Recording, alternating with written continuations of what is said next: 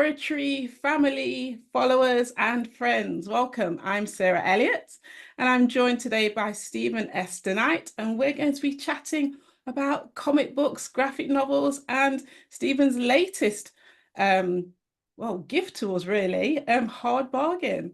And currently it is available as Kickstarter, so go back it before it all runs out. It's available until July the 25th. Hi, Steven. Hello. Thanks so much for joining us. Right, I know Thanks we've so got much for limited, having me. thank you. I know you've got limited time, so I don't want to spend like half the interview going through your bio and extensive credentials. But for people who may not be familiar with you, just to let them know that you started off as a staff writer for Buffy the Vampire Slayer, you wrote about 5 episodes of that, moved on to writing for Angel, which you also directed, along with Smallville and Dollhouse, and it doesn't stop there. You're the showrunner for Daredevil and Spartacus, and I believe you wrote and directed Pacific Rim Uprising. Yes. Today we're talking books. So, Hard Bargain, over to you. Give us the elevator pitch for it. Well, it's pretty simple. It's a 1940s hard-boiled, two-fisted private detective stories with a supernatural background. And it really sprung from my love of all things noir, particularly Raymond Chandler. I just devoured his short stories and books when I was a kid, and then later again when I was an adult. And I always wanted to do something in that genre. Wow. And I know you said you've been quoted as saying this has been a dream 30 years in the making. Why did it take so long and why now? Well, I actually had this idea before I had broken into the film and TV business. And I kicked around, writing it as a pilot, as a feature, and it just felt like it really wanted to be a graphic novel. So I didn't have any toehold in the business. I didn't know anybody. So I started poking around with it, and it was one of those ideas that I just couldn't shake off. So years later, I wrote the first two chapters that are the first two chapters in the book, and shopped it around in a very limited fashion to publishers. And everybody was like, this is really cool, but we've got something just like it. That's all you hear in comics and Hollywood. So I put it aside again. And then many years later after that, I was talking with comic book artist John Cassaday, he was the artist for Planetary and Astonishing X-Men, really phenomenal artist. And we were talking about possibly doing something together. So I said, hey, take a look at this. He read it, those first two chapters, really liked it. But then he was tied up on something else. And then I got tied up on another TV show and forgot about it again. And then years later after that, I get a call from him that he's working with humanoids. And if I was interested, he would really love to share those first two chapters. So Fabrice Geiger and the rest of the good people at Humanoids read it, really loved it, and here we are now. Like 3 years later, here's the book. Oh, wow. And it fits in perfectly for humanoids because they're celebrating their 50th anniversary this year, aren't they? Yes, Yeah, yes, perfect timing. perfect timing. I bet they're really pleased. How was it working with the artist? Oh, Leno Carvalho, just phenomenal. And I joke with Humanoids that I really tortured them over the artist for this book. Part of the reason it took 3 years is for the first year, they kept sending me artists that were really great that I would love to work with on something else, but I didn't feel were quite right for this book. Mm. So for a year, they would send me artists and I would say, love them. No, not for this book. And then they sent me Leno's stuff. And I was like, yes, this is exactly it. He really, he really managed to capture that kind of 1940s pulp combined with an EC Comics aesthetic that I was really, really looking for. And then we had the colorist Bruno Hang, join us, and that just really brought everything together. Leno and Bruno's work together just really elevated everything that I put on the page. Yeah, it certainly does. It really does. You can just the way that they've drawn them and the coloring, you can see the action, even though it's just on like 2D. It's you can see Yeah. it, and almost it's almost tangible as well. So yeah, with your Such a words and the pictures, it's yeah, works really well. So because you've had a lot of obviously TV and film experience, how was it kind of transferring that to writing a comic book graphic novel? So what type of kind of like transferable skills did you find useful?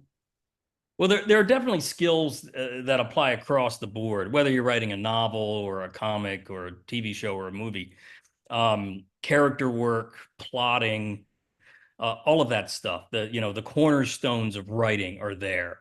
The difference with a comic is honestly there's a lot more kind of math involved along with the creativity because you only have so many panels per page. You have to plan on the reveal when you turn the page. And oftentimes if you're writing single issues, you have to, be very conscious that you have usually 20 or 22 pages to tell this story. Thankfully, we had a little more leeway with the graphic novel, although we designed it so each chapter is exactly the same length. It's like each chapter is like a 28-page comic book. And Humanoids was very generous. Usually it's 20 or 22 pages. I said, guys, I got to have more pages. There's just too much story for me to cram into 22 per chapter. So really, it's kind of that math, and you've got to be very cognizant to give the artist enough elbow room to apply their craft. So I generally try to only have 5 or 6 panels per page, so they have enough room to work. And often, I'll do pages with only 3 panels if it's something really special because I want them to have enough room. But one of the biggest mistakes I made when I first started writing comics, tinkering with them, was just way too many panels per page. It's like the poor artist. I don't know how they ever was like, putting a painting on a grain of rice. And then you want to be cognizant of when you want the splash page, the single piece of art on a page, or a double splash page, which I absolutely love. And in full disclosure, I grew up loving comics. I've read comics ever before I could actually read. I was paging comics. I've always wanted to work in comics, and that's what makes this project so thrilling. I honestly still can't believe that this is about to be out there. It's been percolating for so long. Yeah, that's really interesting that you say a lot of it is to do with math, and certainly the extra things you have to consider in terms of, when you turn the page for the big reveal. Yeah, I wouldn't have thought about those. So I'm thinking that because you'd have to literally choose your words really carefully, if someone was like wrote flash fiction or drabbles, which are like exactly 100-word long, it's that, I'm not saying it's similar, but it's that kind of like discipline that you have to really make those words work. There's Yeah, no room for waffle. it's a little like writing a haiku. You've got Yeah, to yeah, you got to yeah, really get it in that box. yeah. And it's also, I usually extensively outline, especially for TV, because they use the outlines for production to start prepping an episode. But with features, sometimes I'll have a very detailed outline, and sometimes it'll be like 2 pages. It's like, this is basically what happens, and I know, so now I can go write the script. You can't really do that with a comic. With a comic, I have to outline very specifically, okay, these are all the things that need to happen on this page, and then I need to know I'm turning this page. So you Mm, have to really kind of lock it down to get the full experience. yeah. And I remember reading it and I was like, there was always like a sense, I was like, wow, I wish I'd written that sentence. That sentence is amazing. It just says so much. It's, oh no, why did I write that? So there's a lot crammed into it to say it's not like word count heavy, yeah, it does its job, I certainly. I appreciate that. I do the same thing all the time. I'm watching a movie or reading a comic and I'm like, damn it. I wish I had come up with that. That is brilliant. So were there any like challenges? Anything where you were just like, oh, Yeah, yeah. There's a practically every page. Um, one of the biggest challenges was trying to get that tone right of the Raymond Chandler-esque 1940s gumshoe. Because it's very easy to go too far and it just becomes kind of two-dimensional and silly. Mhm. And that's what Mm. Chandler was so good at, is he kept his characters grounded and interesting, but the dialogue was snappy and snazzy and interesting. And I think I benefit from having been on Buffy, which was kind of the same thing. The language was so specific on Buffy, but you still kept the characters grounded emotionally in reality. So that was definitely a big challenge.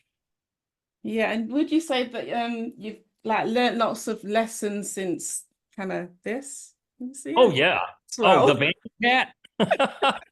I and I loved doing Vampy Cat. Just absolutely loved it. It was a hoot.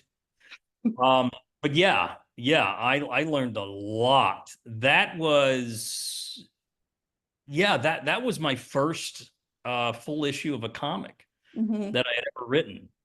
So I was really and I remember I wrote it, and then I got a note back from Dark Horse saying, "Yeah, can you tone down all the cursing?" Because I was letting it fly, man.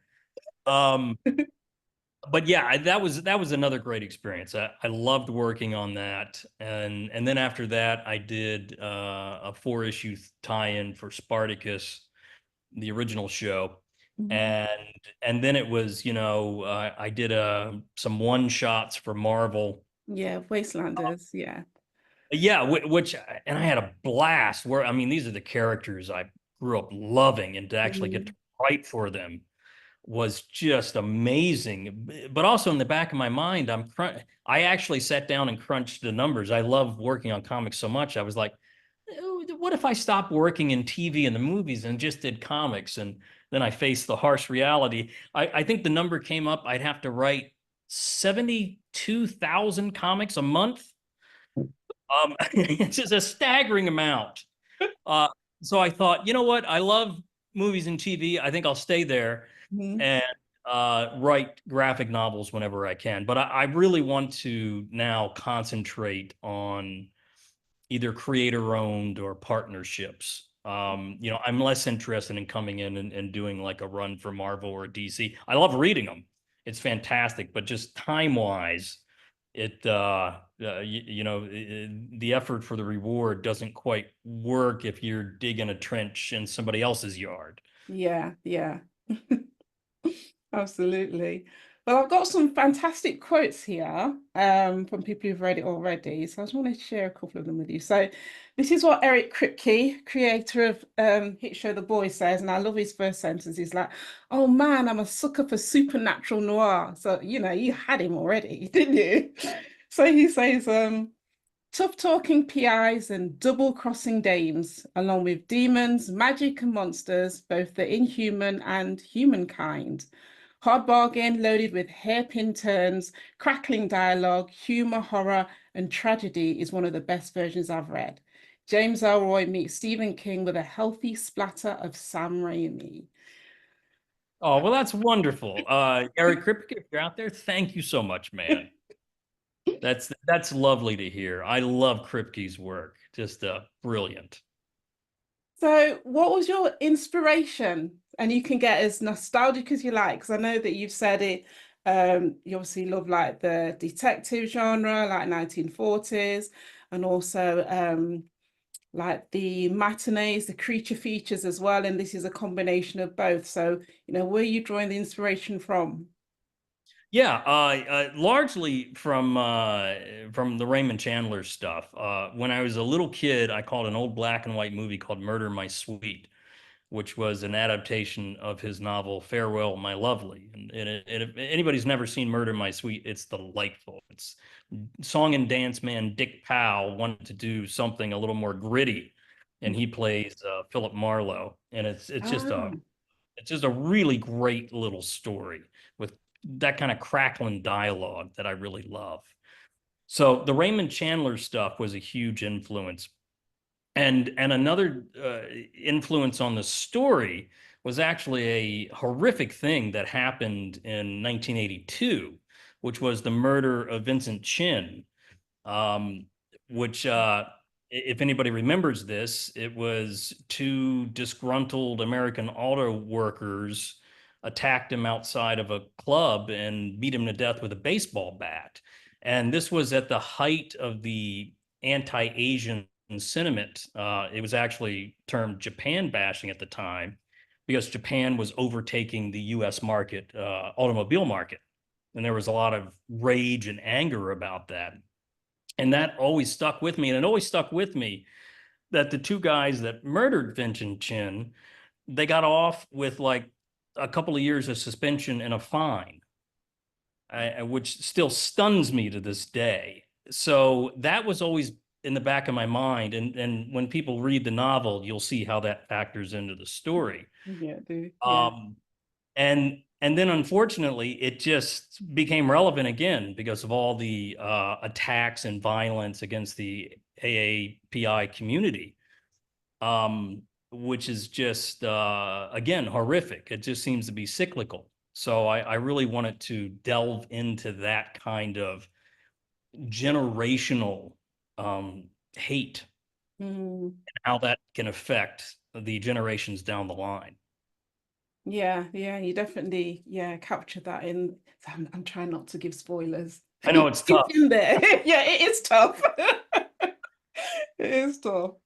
So I just wanted to read to you something that Alex Segura has said. He's best-selling author of the Pete Ferdinand's Miami Mysteries, and he describes it as a sexy, potent dose of supernatural noir.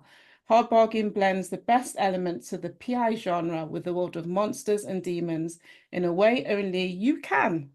Um, it says if you're a fan of Angel, this is that show's spiritual successor, original and hard to put down.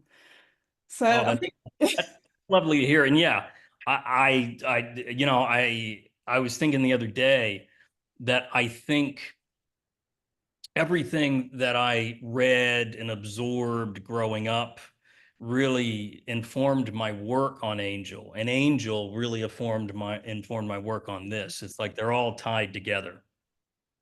yeah, because I think initially reading some of the descriptions of what Hard Bargain was going to be about, I was like, oh, sounds a little bit like Angel, but I don't think it's going to be like Angel. And it rang a little bell in the back of my head, and I found this, which is Hollywood Noir, which Oh, this, my man Boreanaz. yeah, this actually features a new PI in town, Mike Slade. So I thought that's interesting. Love it. And I've not read it for a very, very long time. I remember it being good, but I can't remember the details with that. So, were there any other films that oh yes, I wanted to ask you about the main character, Frank Harding. Um, and I know like the inception of Hard Bargain came very early on, but did the character come first and then the story, or the other way around, or was it? Kind of simultaneous. Yeah.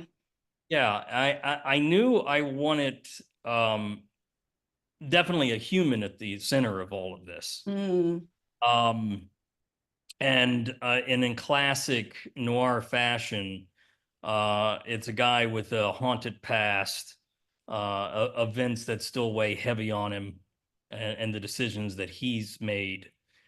Um, and just that kind of guy. There's a little bit of Blade Runner in him. hmm Just the guy who wants to do better, wants to be better, and is trying to make a difference in the world, Mhm. but there are still heavy things that are dragging him down. And is he a good guy? Yeah, he's definitely a good guy. Are there some gray areas? Absolutely some gray areas with this guy. And that's also what I loved about the Raymond Chandler novels and Dashiell Hammett's Sam Spade, is Mhm. that these were guys who ostensibly were working for good, but would they bend the rules? Would they Mhm. get their hands dirty? Absolutely. Yeah, absolutely. Yeah, it took me back to I remember watching old movies with my dad a lot of the time. So it was just like, okay, right, this is Humphrey Bogart, and here we go, Maltese Falcon, and here we go, The Big Sleep. And every time I'd like, oh, Dad, there's such and such a film. I'd be like, oh, that's not the original. The original is this movie. And so I kind of like grew up on those old movies as well, and like the Harry, no, Ray Harryhausen, Ray Harryhausen. Oh yeah, Ray Harryhausen. Yeah. Oh, yes. You're speaking my language. It's funny with the Big Sleep. Um, I learned a really good lesson about the Big Sleep. Raymond Chandler at one point said it was so convoluted, I didn't even know who did it. Um, and just being careful, like with Hard Bargain, I wanted it to be enough of a mystery so people wouldn't get ahead of it, but also when you get to the end of it, you're not sitting there going, well, wait a minute, none of this makes any sense. Mm. So you got to be very careful with that kind of mystery construction. Yeah, there were definitely some good reveals in it because I remember reading thinking, what? Oh, okay. So nothing seemed obvious to me anyway. I'm Good. hoping that there's going to be, well, that we'll see more of Frank Harding because there are little bits in the story where I was like, oh, I'd like to find out a little bit more about that character, and I wonder what happened with that character. So are there plans for more? Will we see more of Frank? If it's successful, absolutely. I've got like a 5 volume story plan that continues the main arc. And then I would also like to do a couple of volumes of standalone stories. Mhm. Because like you said, there are little things that characters say or I hint at that I've got notes on about revealing that. In fact, it goes so deep. There's uh there's a bouncer at a club Frank Harding goes to. Mhm. There's a whole story with him that Um, I've got planned out. So I really want to explore all of these characters. And unfortunately, I had to cut out like half a dozen characters that I wanted to include in this volume because it was just getting too big. But I really want to introduce all of these other characters in standalone volumes and fold them into the main story. Yeah, I can definitely see there's a whole universe there. Yeah, and I'm interested to see Definitely. how's it gonna all pad out. Yeah, sounds yeah, definitely looking forward to that. Oh, So, me too. do you think at any point Hard Bargain and Frank Harding will transfer to TV or film? That's an excellent question. I mean, look, if it's popular enough, it's inevitable that some studio will say, "Hey, this everybody likes this. Let's try to make this into a movie." I thought about making it a movie, and honestly, it's got a couple of things going against it. One, period. You mentioned period. Executives run for the door. Um, the other thing is it's not cheap. As you can see, recreating 1940s Los Angeles and all of Mhm. the supernatural stuff that goes on. So for this, and it's kind of dark.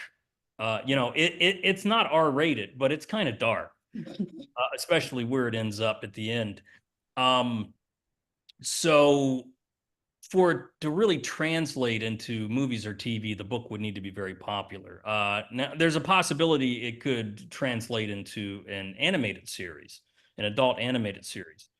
So the hope is it'll be very, very popular and it'll spin off into these other mediums. For me, however, for this particular novel, my focus was completely on making it the best graphic novel I could, and not worry about, oh, this is too expensive to be a movie or Mhm. anything like that. Yeah, you just wanted to bring your dream to life, didn't you? I really did. This has been such a passion project for so long. Mm. So you've done so much film, TV, lots of writing in different areas. Which part of like your professional career to date has brought you the most creative joy? Wow, that's a tough question. Um, I'll tell you, I finished a feature earlier this year that I wrote purely for myself. That gave me a lot of joy. It's the other genre that I love are westerns. I grew up on spaghetti westerns, Mhm. and I always wanted to write one. So I wrote one just for myself. We're actually gearing up to take it around town to see if I can get it set up. But that gave me a lot of joy because it was a genre that I just love, and I've always wanted to take a crack at, just like this detective series. Other than that, I mean, I've been so lucky. I loved my time on Buffy. I loved my time on Angel. Getting to do Daredevil was Mhm. amazing. And then, getting to do Spartacus was just incredible. And I feel extremely fortunate to be doing the spinoff 10 years after we finished the show, House of Asher, which should be out next year. Um, so I gotta say, I've had so many wonderful experience. I'm so fortunate and so lucky and so grateful. Yeah, it's like it's everyone's dream, isn't it? To spend their life doing what they love and getting paid for it as well. It really is. And I grew up in a really small town in New Jersey that was so far removed and way before the internet and even Mhm. before VCRs. So it was grim. We didn't even have a movie theater. I had to ride my bicycle a half hour to see a movie. So to find myself in this position is it's just amazing. I'm so grateful and so fortunate. Well, thank you so much, Stephen. Where can we find out what's coming next? Like website, socials, how are you going Yeah, to keep the show? I'm on Twitter. I refuse to call it X. Uh, just under my name, Steven DeKnight.